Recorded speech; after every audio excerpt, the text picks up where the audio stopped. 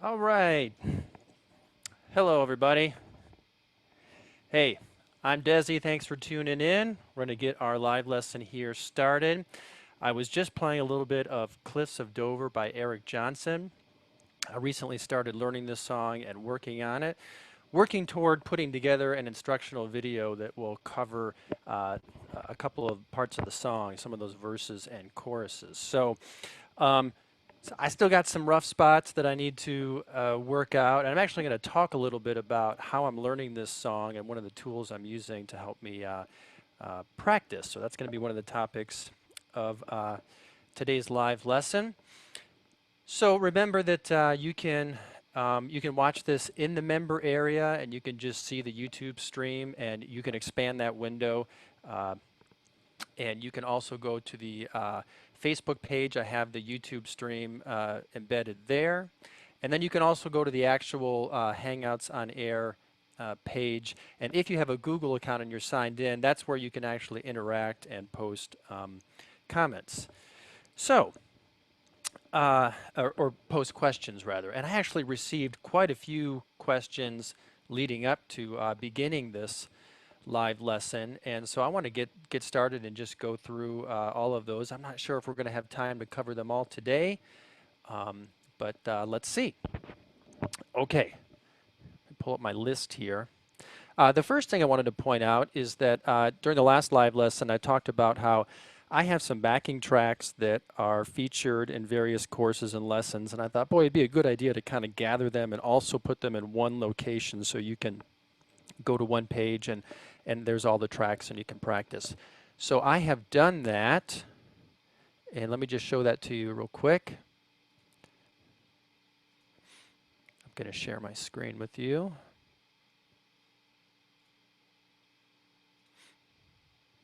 So here's the member area.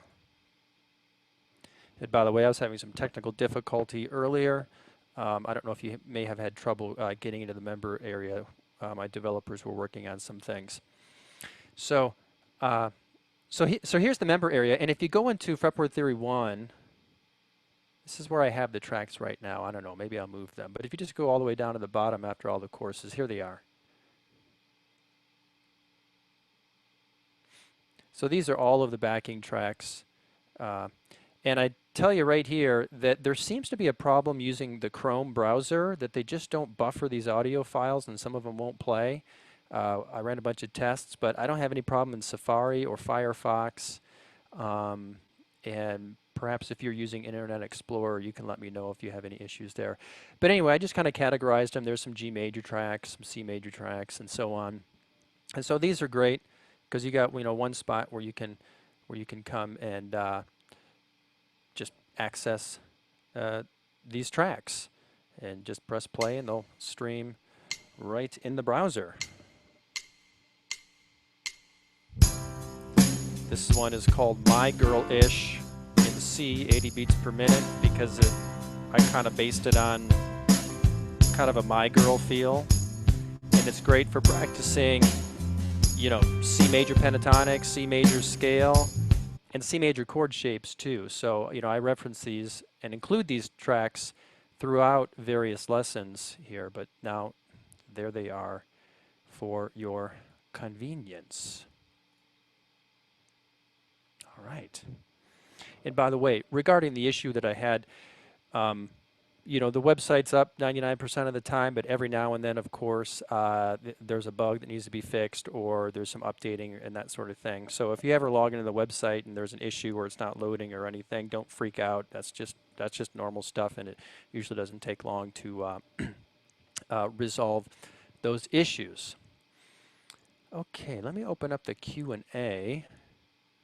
Don't see any Q&A right now. That's all right, because I got a whole list that people sent me. So let's go through my questions. All right, number one is people were asking me about my guitar setup. So my guitar setup for today, which is similar, I believe, to what I did last time. I'll just tell you that in general, I use an acoustic guitar, and I'm going through and I you should just plug it directly into my mixing board, just go direct. But recently I picked up a Fishman Aura Spectrum, and it's kind of a it's a direct box that has some additional features. And I think it actually has some recorded modeling sounds that it mixes with your uh, acoustic pickup sound to give it a little bit more natural sound. I did use that on the most recent Fretboard Theory video courses I did. So, and I think it made a big difference. I think the acoustic guitar sounded much better. So that's the acoustics, you know, played straight into the mixing board with some reverb added. I've got an Alexis MultiMix8, and it's got some built-in Alexis effects in it. So I usually add some reverb right there at the board. And electric guitar, you know, in the past I used Line 6 products.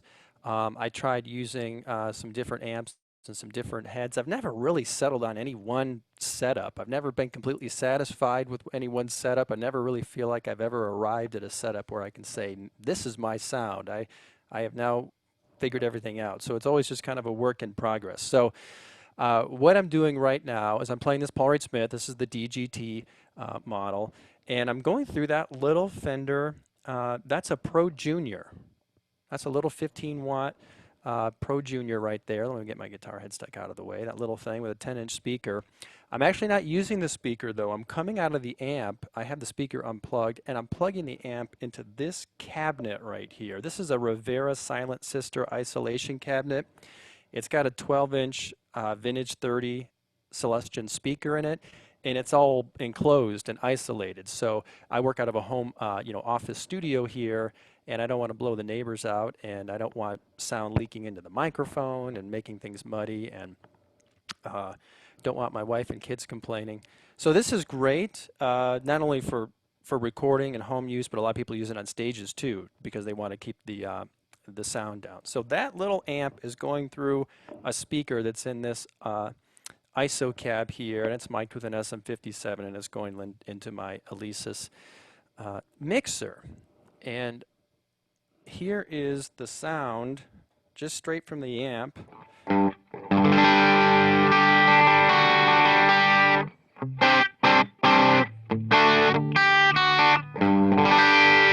Notice that it's not completely clean. It's breaking up a little bit. That's how I'm running the amp right now. And if I put it on like a single coil setting on the guitar and play softly, I can get a clean sound, or a cleaner sound. And then I'm actually running some reverb from the board. This is an interesting reverb here.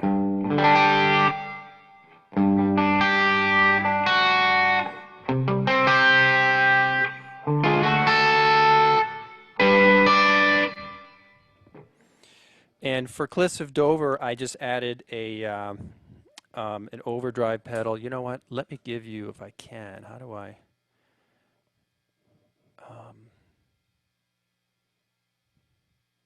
I thought I could. Can I show you my? I'm trying to figure out how I can. Oh, showcase. Is that what I want? Add an item from a website. No, we don't want to do that.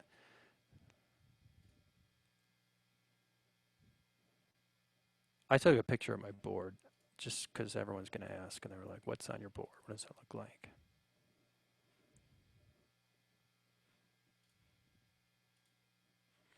So let's do this.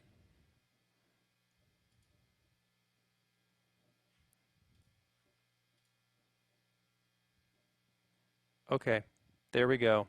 There's a picture of the board currently. It always changes. I got stuff I interchange it. So this is not a live video shot. That's just a still frame shot. So anyway, for Cliffs of Dover, obviously I needed some sort of overdriven lead sound. So I'm using the right side of that VS-XO pedal.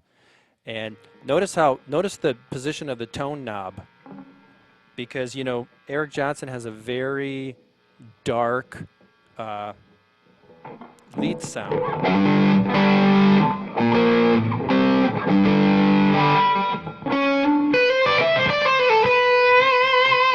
So that's what I'm using there with that crazy reverb from the mixer, and then I put in some delay as well.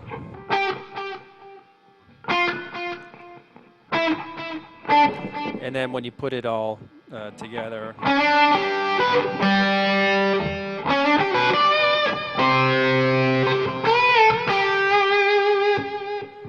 so it's just a dark, overdriven sound with some delay and with some reverb from the board. And sometimes I like to use that compressor that you see there when I'm on a single coil setting. It just kind of gives it a little extra, you know.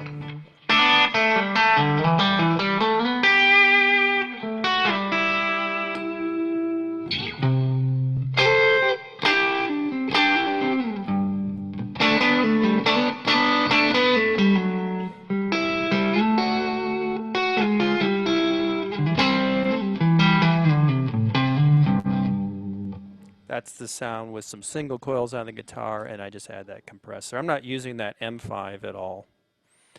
Not right now, at least. Anyway, okay.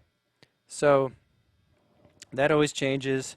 Typically, what I've been doing lately is just playing through a little amp with some pedals, and I plug in directly to my mixer and use the reverb on the mixer. I really like post reverb. I don't like the way that reverb sounds once it goes through the amp and the power section of the amp. It kind of darkens it and dulls it. There's something about reverb after the signal, and that's actually what Eric Johnson uses. He uses a post reverb, which is an important part of his sound. And then another thing that I do in most of my recent Fretboard Theory videos, the most recently filmed ones, I didn't use an amp at all. I actually went direct to my mixer using some Tech 21 character series pedals. Let me see if I can pull one out for you.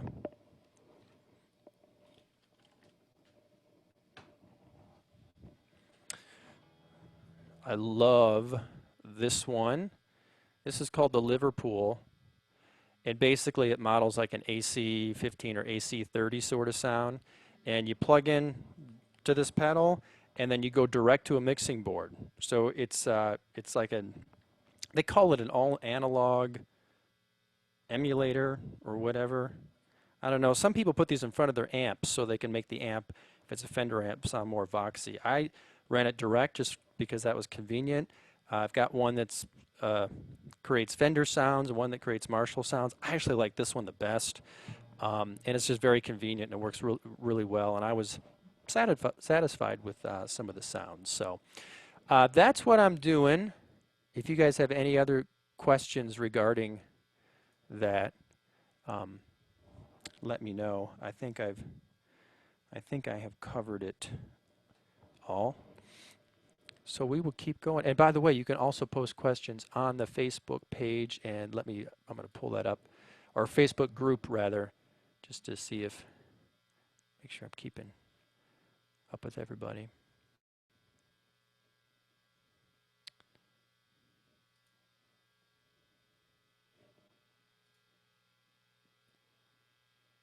Okay, I'm just checking with messages now. All right. Got one person that commented on the actual post. If you want to comment on it too, you can. All right, let's keep going. More to cover here. Somebody also asked me if I had any opinions on whether I prefer a Floyd Rose tremolo system, you know, whammy bar system, over a PRS tremolo system. And I actually prefer the PRS tremolo system, but the Floyd Rose system is actually better for some applications. If you're going to get into like really serious, crazy whammy bar usage, you know, think like Steve Vai or actually Eddie Van Halen, where you're going to be doing some real, you know, deep dive bombs, or you want to pull back and raise the pitch quite a bit, then a Floyd Rose is designed for that usage. So the PRS system, I would say, is designed for kind of more lighter to moderate use. But with that said, I think it's the best system for lighter or moderate use. You don't have to use any locking tuners or anything. It works well. It feels good. The guitars stay in tune well. And I don't really do any heavy. I don't really do any heavy whammy bar using. So I usually just do lighter stuff, you know.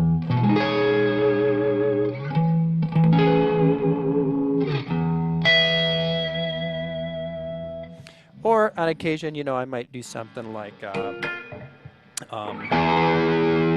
know,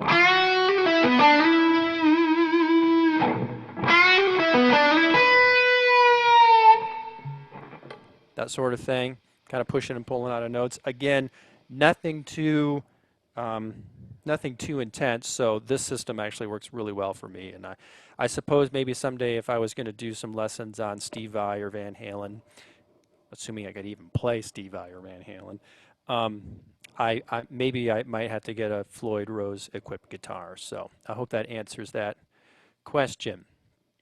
All right, moving on.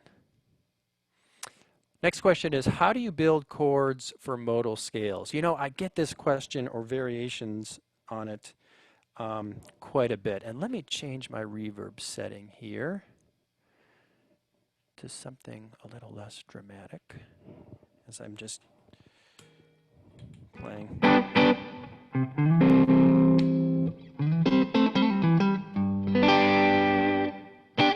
Let's use that. Okay, so how do you build chords? So in other words, you know, in my book, Fretboard Theory, I walk you through building chords from the major scale, and you learn that pattern of major and minor chords, right? Major, minor, minor, major, major, minor. If you don't know this, learn it. It's one of the most important concepts in all of music. And then people usually will pick up on this, but then, you know, they realize that, well, but there's other scales that are derived from the major scale. There's different modes and that sort of thing. So they're like, well, shouldn't we follow that same process with all the modes? Shouldn't we play a Dorian scale and build all of its triads and see what its chords are, what its sequence is, and then do the same thing for Phrygian or Lydian? And the answer is yes and no. The first answer is no. You don't need to do that, because the notes and the chords are the same. So whether you're in, I can't stop fiddling with these knobs here. Whether you are in G Ionian mode or using the same notes and chords, but centering on the second degree A for making A Dorian mode, or centering in the third degree to make B Phrygian mode, you're using the same notes and chords either way. It's just which note and chord are you going to center on? What are you going to kind of count as your starting place? So here's the, you know, the chords for the G major scale.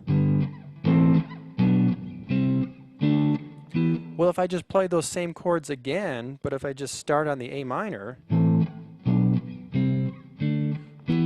then that's the chords for the Dorian scale. I don't have to rebuild the chords. The notes, the triads, and the chords are the same.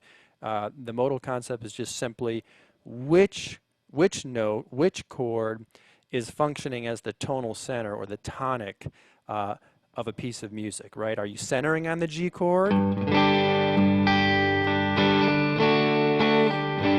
So their ear hears G as the center.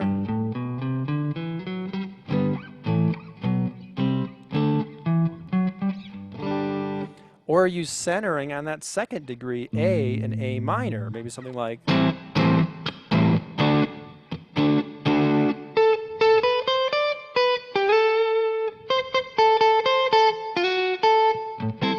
So if that's the case, your ear hears everything related to A, but again, the notes and the chords and everything are the same.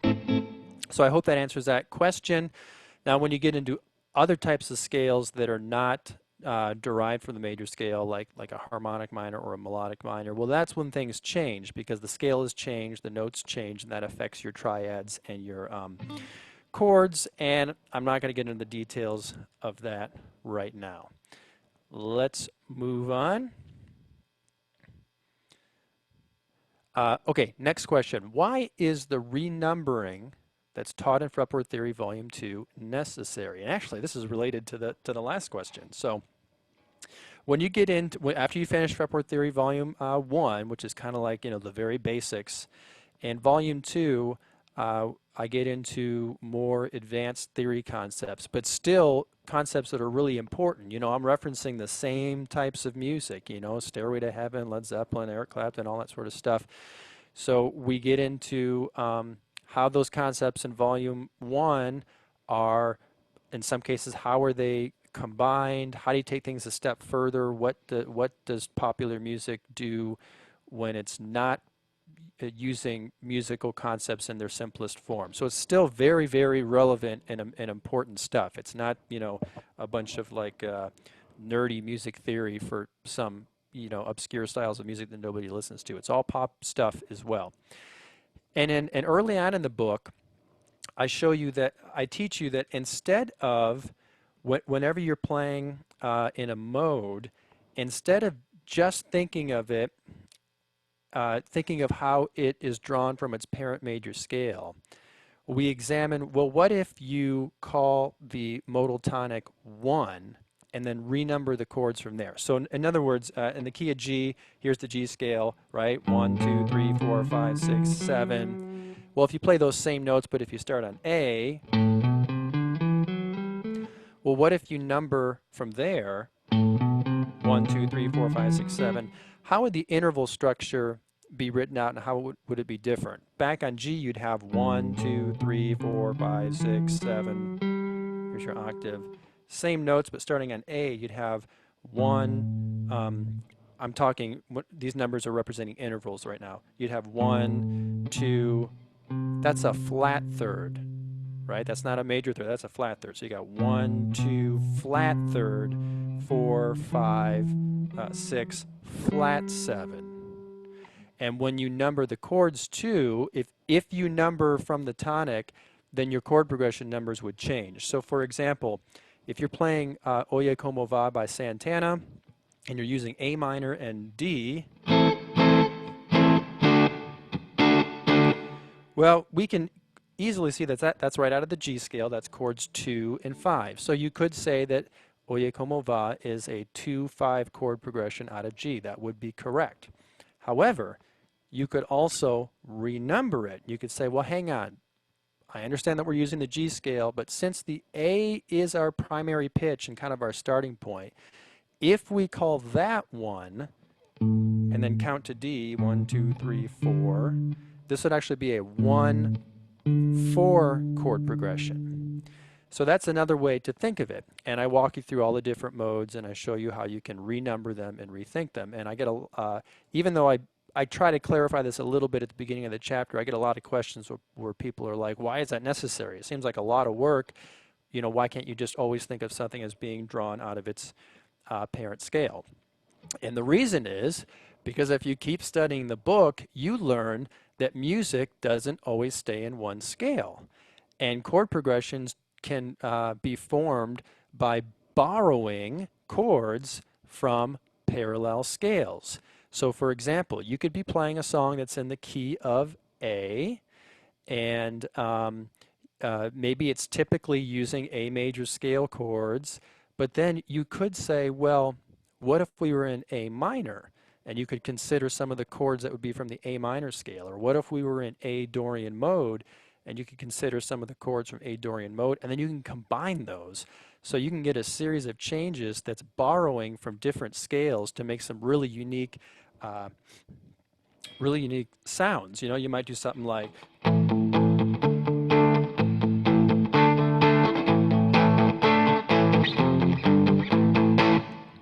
that's based on Lady Madonna, you know, by the Beatles.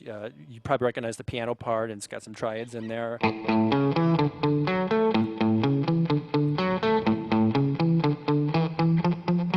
Whoops.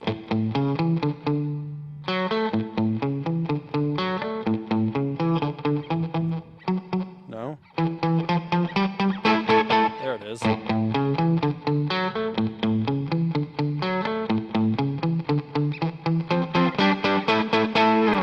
Neat sound. So what's happening there is it kind of starts in a major key,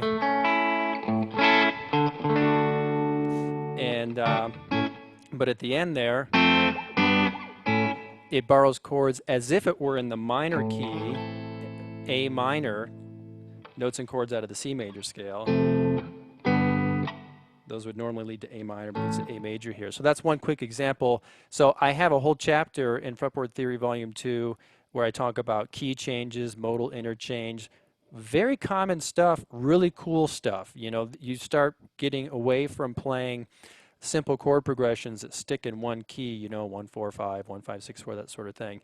And you get into these chord progressions which, if you didn't know the theory behind them, seem to just be all over the place and they don't make any sense. But actually when you break it down, there is a system to it. And you want to learn that. You know, you want to learn that if you want to keep track of the songs that you're trying to play, or you want to write or compose or improvise. It's important to know that. So here's the question now. Taking the song Lady Madonna as an example, well, if I'm using chords, you know, A, D, or E, well, yeah, we can call that 1, 4, 5 right out of the A scale, okay? But then if I go to F and G, how do we number F and G? Well, technically, F and G are borrowed from the C major scale, as if you were playing the A minor scale, which is relative to C.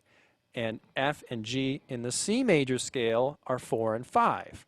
Well, it wouldn't make sense to say, I'm playing in the key of A, and I'm using 1, 4, and 5, and 4 and 5. That right? If you say 1, 4, 5, 4, 5, someone's going to go 1, 4, 5, 4, 5. So in this case, what you need to do is your key doesn't necessarily represent a parent major scale. It represents a primary pitch, A, and then any sort of chord changes that you make are measured by intervals the distance away from that primary pitch, and that's how the chords would be numbered. So this would be, so A to D is a 4th, A to E would be a 5th, A to F is a flat 6th, A to G, or I could go down here too, is a flat 7th.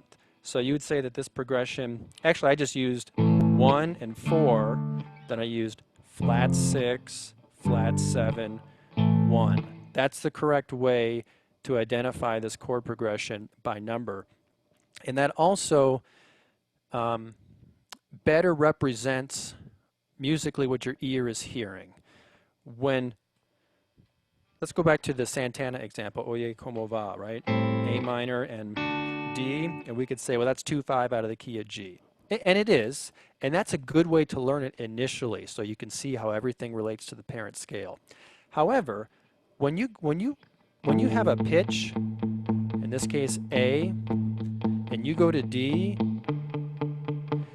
your ear is hearing an interval of a 4th. It's hearing A, D. That's a 4th interval.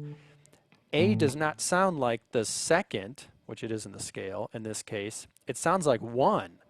D does not sound like the 5th, as it is in the G scale in this song. D sounds like the 4th.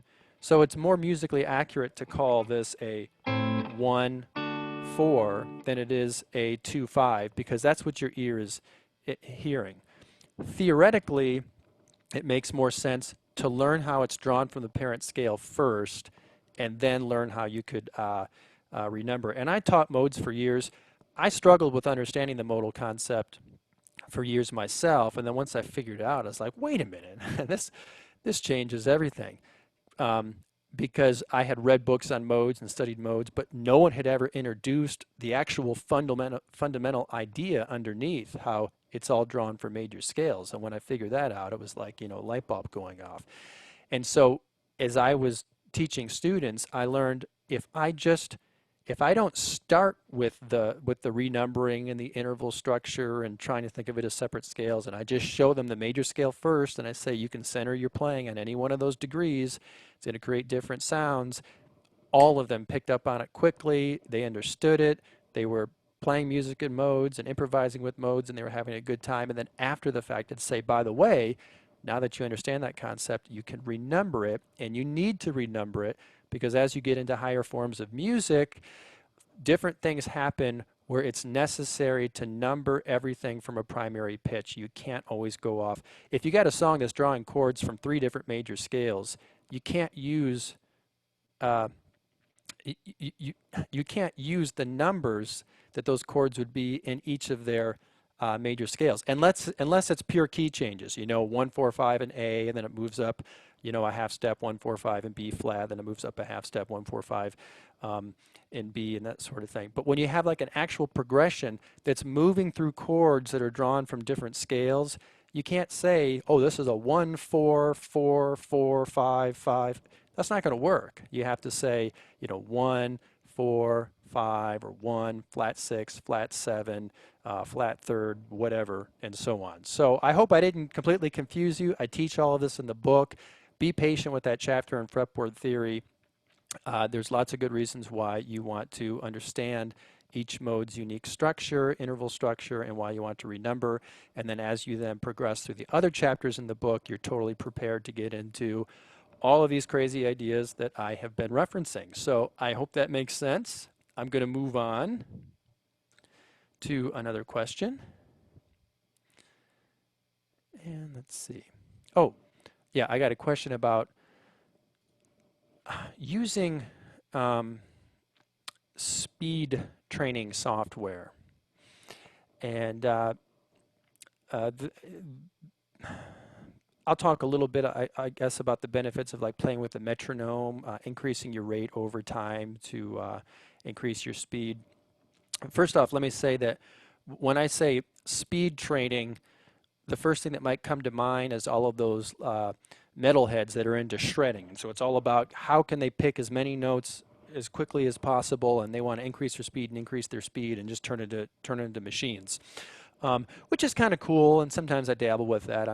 That's not really my thing, and I have found that most of my students are not necessarily interested in that, but they would like to just develop more technique, sharpen their technique, and develop more speed, whether it's speed in chord changes or playing a chord progression or playing through a basic scale pattern or playing a simple riff and melody. So speed training is something that can apply to all across the board to all guitar players.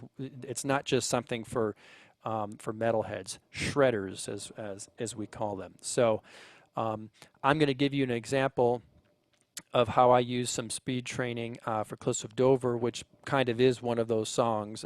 If you're familiar with the song by Eric Johnson, I mean, there's some very fast playing in it. But this is a good lesson, whether you're working on finger picking a song or trying to increase, chord changes or whatever. The concept is the same.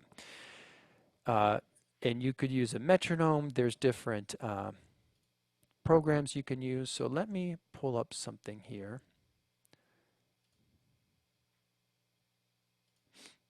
All right, we got that. We got that. This is the song Cliffs of Dover by Eric Johnson, and I have it loaded into this program called Song Surgeon. And I'll see if I can provide a link if you'd like for this. I promoted this in the past. I really like this program. And basically what you can do is you can import some audio, and then you can change the tempo, you can create loops, you can change the pitch, and I really like it. I think there's lots of programs. There's even some free software that can accomplish this. This is just what I prefer, and I like its features and functions, and it's what I've been using. So here is the song Cliffs of Dover by Eric Johnson, and you're going to hear that right out of the gate there is some serious lead guitar playing happening.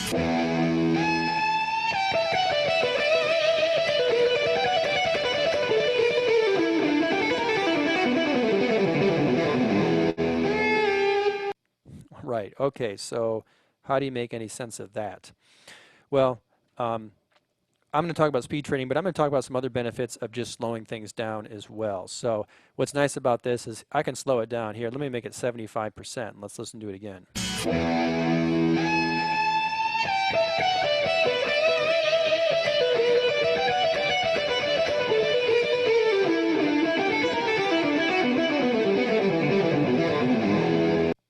If that's still too fast, I could make it 50%. So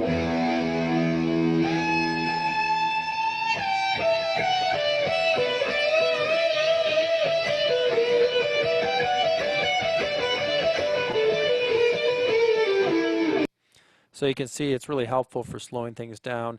Whether you're working on a song like Cliffs of Dover or you're working on a whatever. It could be a song by the Eagles or John Mayer, or maybe it's James Taylor and you're just trying to figure out his finger picking pattern. It's not anything terribly fast, but it's just helpful to slow it down so you can kind of hear it slowly. So that's one benefit of using a program like this, and I'm working on creating a lesson for this song, or at least a portion of this song, and I have needed to slow it down and listen carefully to try to figure out some of its parts.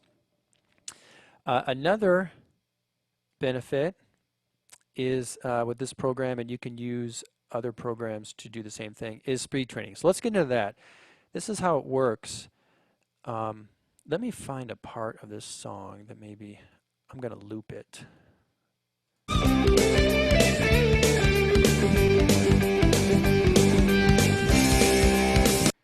Actually,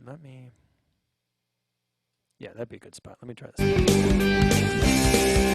I'm going to come over here and I'm going to click Start where I want it to begin loop, and I'm going to click End where I want it to end loop. And let me just create a really short loop. And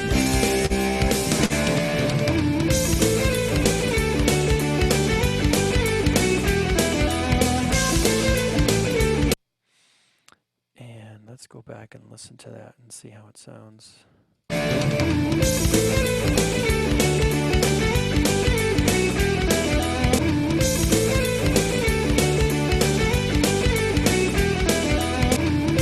Great, so it's looping for me, but it's fast. So let's just say that I wanted to learn this part of the song, and let's just say that, oh, I don't know, I already slowed it down and worked out its notes.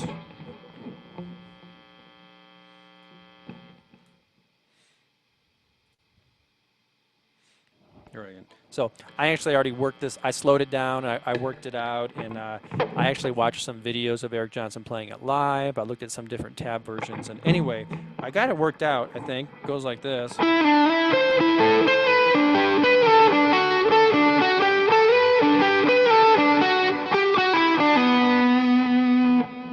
So I memorized it and I practiced it. Okay, that's all well and good, but I'm not even close to being up to tempo.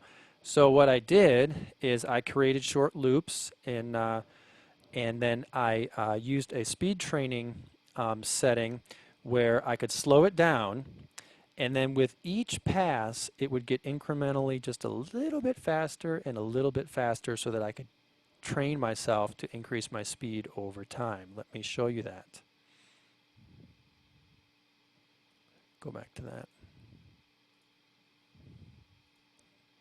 Different programs have different options, but this one has an option right here. So speed training, I'm going to start this at, like, let's say 50%. And normally I'd probably do, an increment of just 1% change. So every time it loops, it's just going to be 1% higher, which you barely even notice. And then over time, you can train yourself to get up to speed. Now, just to speed things up a little bit and to make it a little bit more obvious so you can hear the difference, I'm going to have it change by 5% each time. So let's get... And I'm going to play along when it loops.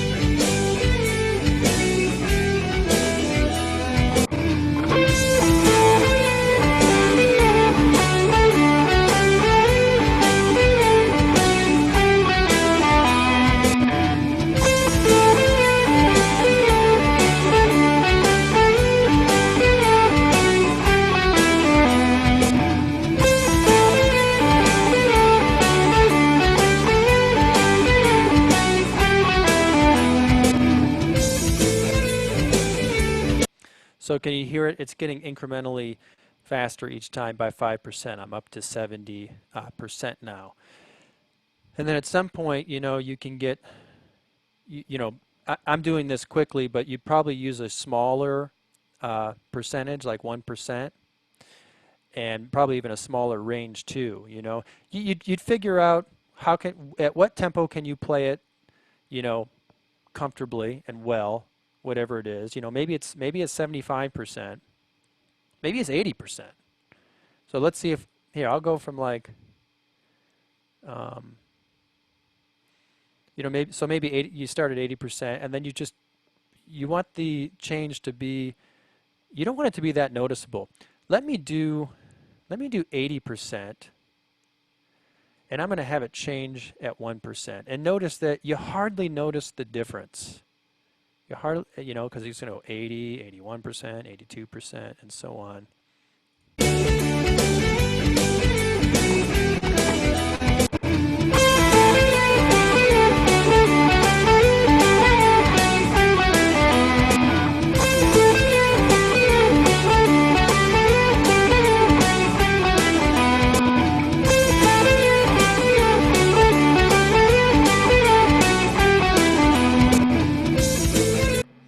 So you can see that you hardly notice the difference when it goes up just 1%, and as you're playing it, it doesn't really feel much faster.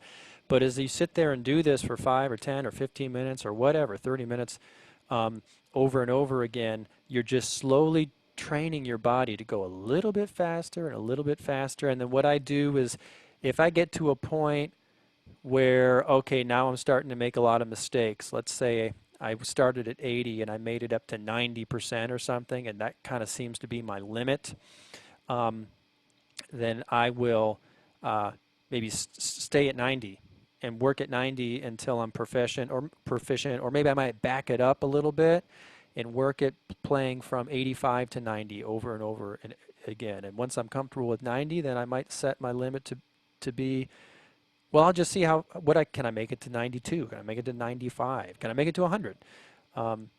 And that's just a good way to practice. One of the things that you want to avoid, regardless of what you're practicing, is that if you don't have something kind of setting a pace for you, you're likely to just fall back into, your body's going to kind of resist developing speed. So it's kind of like working out, you know what I mean? If you just work out with weights or something that are comfortable for you and you're not really pushing yourself, then you're not really going to make any gains. So the same is true with music. So it's nice to have something that pushes you to move, and just, you know, gives your muscles and your body that signal that, you know, the tempo you're playing at is not acceptable. You got to learn how to play faster. At the same time, you can't just jump straight to tempo on some songs because it's too fast, and you're never going to be able to play something right if you're going. I mean, that's just a complete waste of time. So you need to work out a song's parts, whatever it is, slow it down to a tempo that you can comfortably play at to make sure you're playing it correctly, and then slowly work on increasing the tempo over time. I've been working on this song, Cliffs of Dover, for the past week. So every day I'd have a practice session of maybe 30 minutes to an hour where I would sit down and pull up this software and work out a part and work on slowly increasing my speed. And I still have some work to do with it. I opened up with this. I was playing it long at, I think, 90%. And I was still missing some notes, and I made some mistakes. So I need to keep practicing before I'm ready to do a lesson on this. But that's a good example of using some software, and just a good example in general. Remember, you can do this if you're learning a lead guitar part, or you're learning chord changes, or a finger picking part. Things to take away from this are that make sure you can play a part correctly first. Slow it down so you can play it correctly. Make sure you have something setting a pace for you so you can play it in time consistently. Otherwise, you're likely to slow down and speed up and probably keep slowing down. You need to train yourself to play it in time, and you want to train yourself to slowly increase your tempo and speed over time. And a lot of people can produce great results. Some guitar players will sit down for hours a day and they will work on this technique, and they start at whatever, 50%, and after a couple weeks or a couple months or a couple years, they're up to 100%, and they're shredding all over the fretboard, and they're doing things that just seem to be superhuman, but it was all about them just making a 1% change and becoming proficient at that new tempo, and then making a 1% change and becoming proficient at that new tempo, and doing that over a long period of time. So that if that's a goal for you, you can work on doing that. All right, moving along. The next question I have is a question about string muting. And this guy says that he struggles with muting from time to time when he's playing electric, picking and strumming, yada, yada, yada. He says that, you know, he's pointing out that there's always a lot of noise from idle strings, especially if you're playing electric and you're tuned up and you're turned up loudly with overdrive. You know, any slightest bit of idle string noise is going to make your playing sound muddy. And if you're playing a lead line,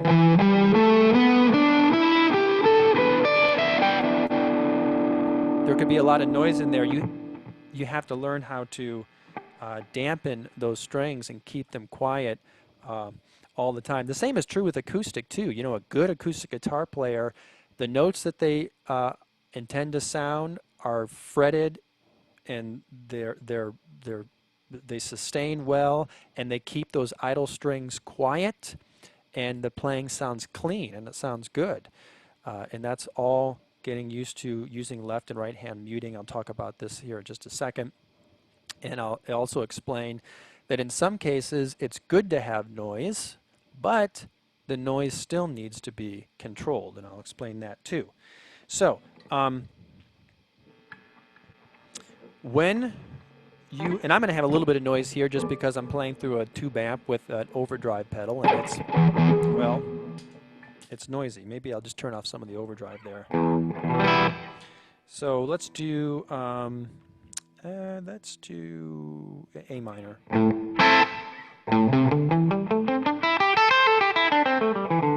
A minor pentatonic, okay?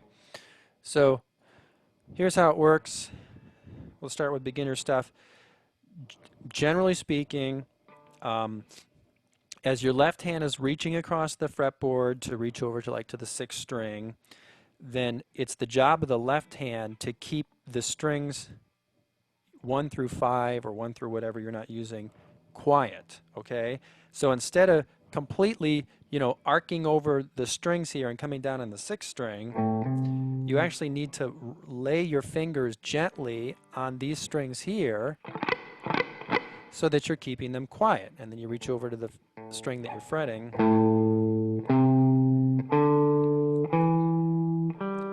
And then as you move this way across the neck, you can do a couple things. Some players will get their thumb involved, and their thumb will come around and just lightly graze the strings so that they're quiet. Whoops. Depending on how far you can reach.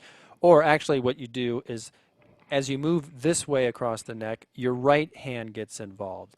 So when you start on the 6th string, your hand is above the 6th string, usually picking it. Some players will rest their hand like this and come at the strings like that.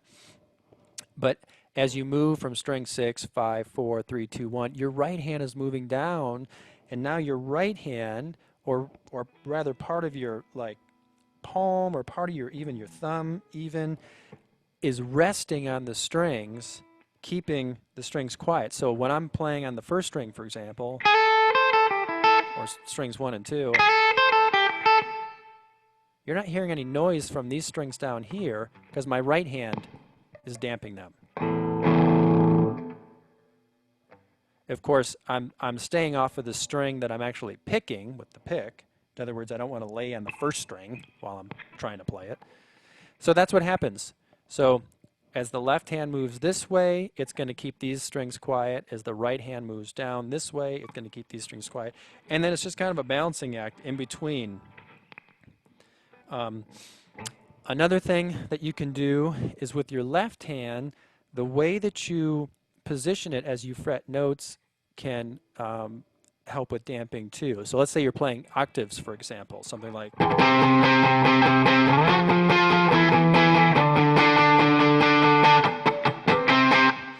So I'm playing some C octaves here. Here's C in the third fret of the sixth string. Let me let's zoom in, get a little closer here. So C, octave C.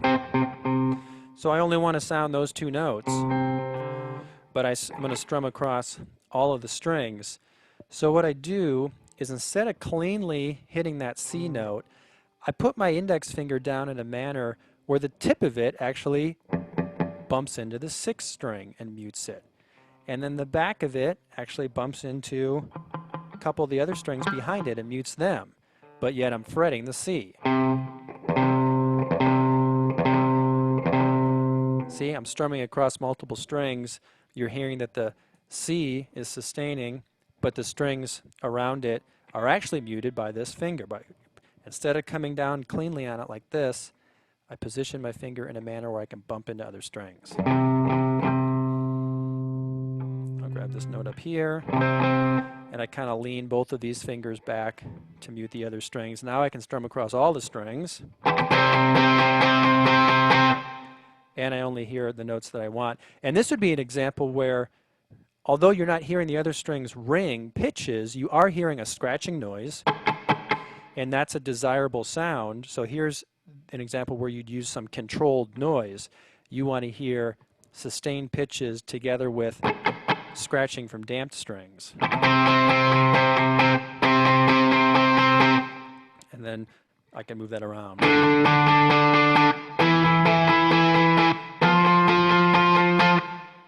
It sounds very, very clean. Whenever I'm playing octaves, oftentimes whenever I'm playing a bar chord, like an A-form bar chord, I will often, when I fret the root of it, I'll position my finger so that the tip is butting up against the sixth string. I don't even think about that anymore. I just do that naturally.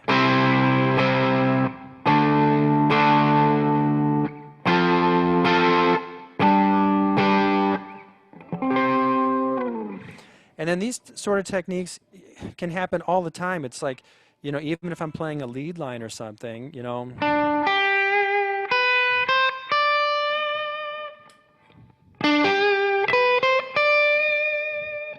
As instead of, I say cleanly, I'm not sure what word to use here. Instead of coming directly down on a string and only touching it,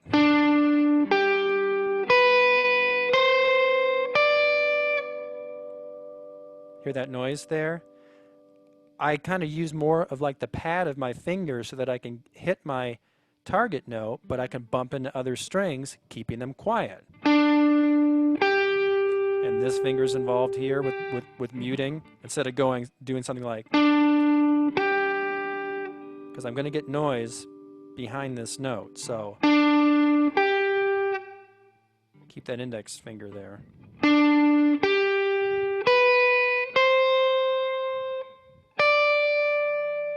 This finger is bumping into the second. So, you know, there's no specific way you do this, but it's just something you have to be aware of. Whoops. As I was working on that Cliffs of Dover song, there's lots of areas in it where I noticed that Eric Johnson was doing this. And as I watched some videos of him playing up close, I could see how he was very particular about the way that he would fret some notes in order to keep the surrounding strings quiet, you know. So that was actually, initially, I'm starting with some right hand muting, but then as I get into playing that line,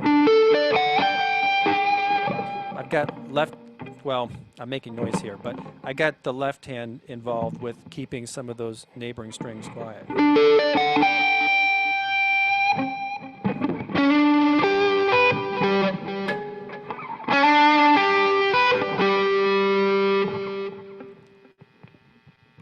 This hand is what got things quiet there when I lifted my left hand.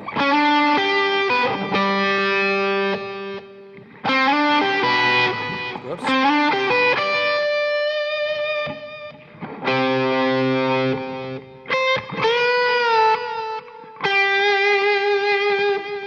Notice how, did you see my hand open up here?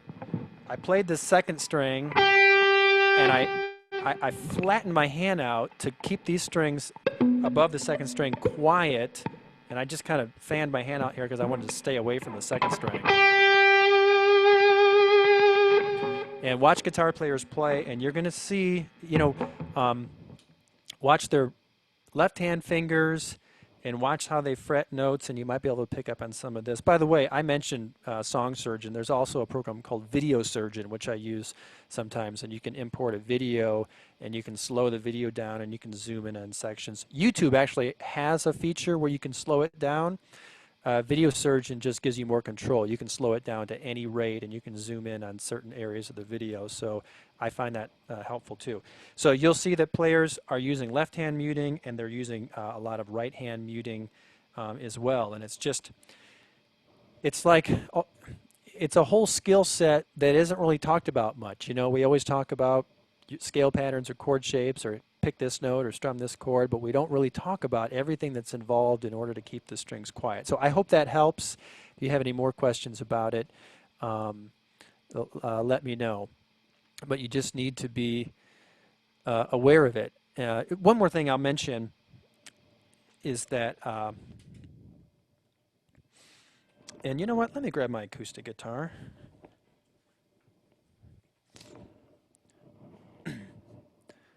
Because this applies to acoustic guitar as well. You want your, when you play acoustic guitar, you want your playing to be clean.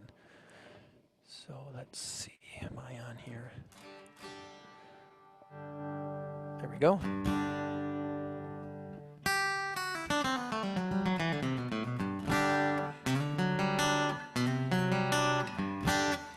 All right, so same thing with acoustic guitar, and let me see if I can give you an example.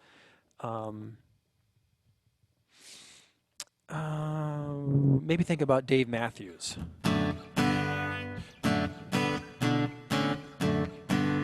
So that's a little bit of Tripping Billies, and you know what? I need some more juice there, don't I?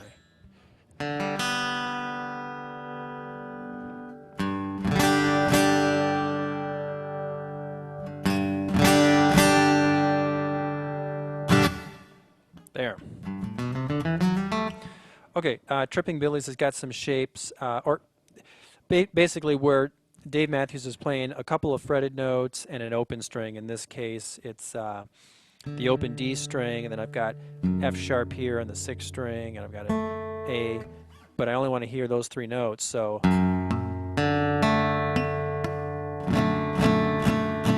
So it's about fretting those notes, laying your fingers down, figuring out how you can bump into the other strings. And he moves it around.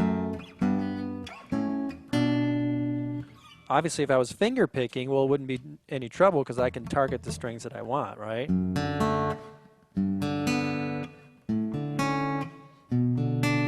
Even when you're finger picking, though, you know, if you want your playing to sound really clean, you still want to mute. You know, the more you can mute and the more you can make those, the notes that you're playing, you know, pop out and sustain without any background noise, the better it sounds. And the best players and the best finger pickers do that very well. But then when you introduce a pick, well, then it's even more necessary. Obviously, if I didn't mute at all, it's going to sound pretty horrible.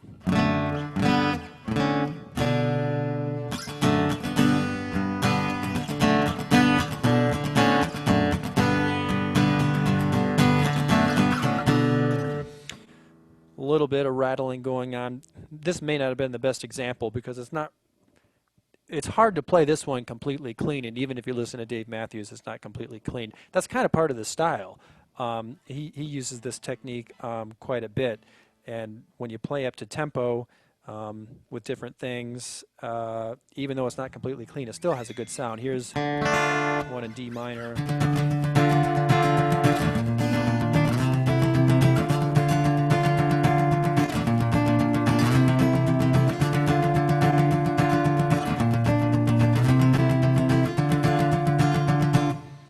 Notice how the first time I started that, it was a little sloppier The second time, the third time around is a little bit better. I'm just feeling it with my fingers, trying to figure out, okay, that's how do I control that noise? And it just takes some time. Takes some time. Okay, let's move on because speaking of time, we are a little over, but I do want to talk about... Somebody asked about the song Crazy Little Thing Called Love by Queen.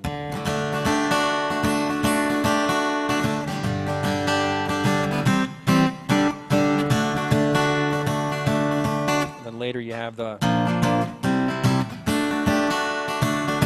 So the question was, where do those chords come from? We got G, D, and C, and then we've got a B flat in there. Where does that come from? Those chords can't fit into all one major scale. So let me talk about that. Let me read through his question just to make sure I'm going to answer it correctly. I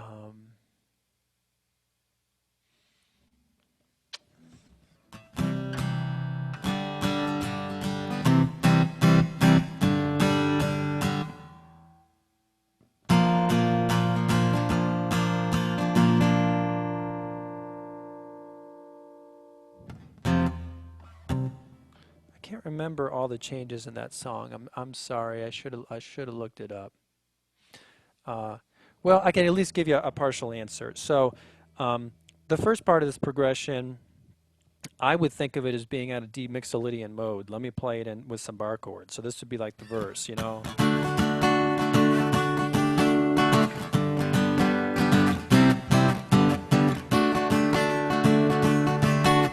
So it's pretty easy to see that that's G major scale here. That's 5, 1, 4, 1, and back to 5. So since you're focusing on the 5, that'd be D mixolydian mode. And if you renumber that, if you call this 1, you actually hear D to G sounds like a fourth. So D to G is a fourth. D to C is a flat seventh. So the best way to think of this would be 1, 4, flat 7, 4, 1. And then you have... So where does that B flat come from? This is a type of modal interchange in the D minor scale, the D natural minor scale, which is drawn from the F major scale. D minor is the 6th of F.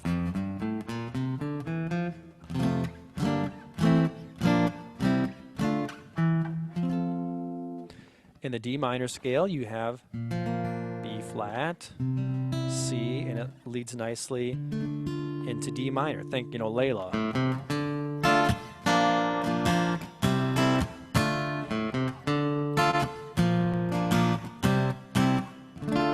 Well, music composers over time thought, you know, I like the way that B flat and C lead up to D in a minor key. I wonder if I can borrow that from the minor scale and do it while I'm actually in D major, a major key, or a key, Ionian or mixolydian, or some sort of key that focuses on a major chord. So that's where that idea comes from. Handing out a major instead. Modal mixture or modal interchange or borrowed chords, they all mean the same thing. So this progression is taking notes and chords from the D mixolydian scale and the D natural minor scale. And so if you just think of it as we're in the key of D, you know, you could even just think D plane major. Just think, you know, D is our primary tonic. Then you can just number all of the chords by their intervals. So 1, 4, flat 7, or 1, flat 6, because D to B flat is a flat 6th interval, flat 6, flat 7, 1. And there's some other changes in that song. I'll have to look them up, and maybe I'll get back to the person that asked that question, because I think there was actually some more to it. Let's see.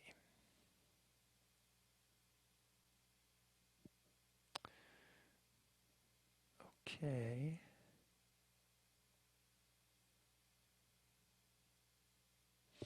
we got some other questions here, and I'm going to have to kind of put these off for the moment, and we will look into answering these next time because we have gone over.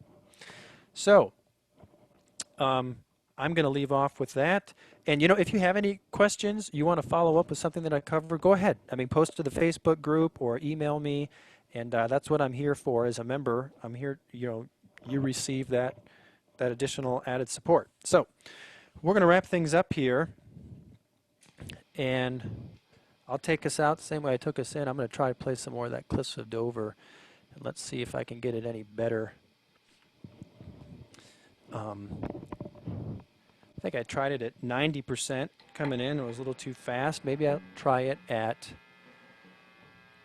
see if I can do it at 80%. I've got an 80% track here. That might be better.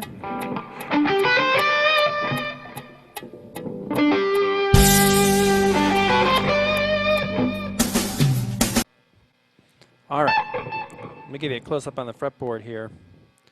Let's try this again.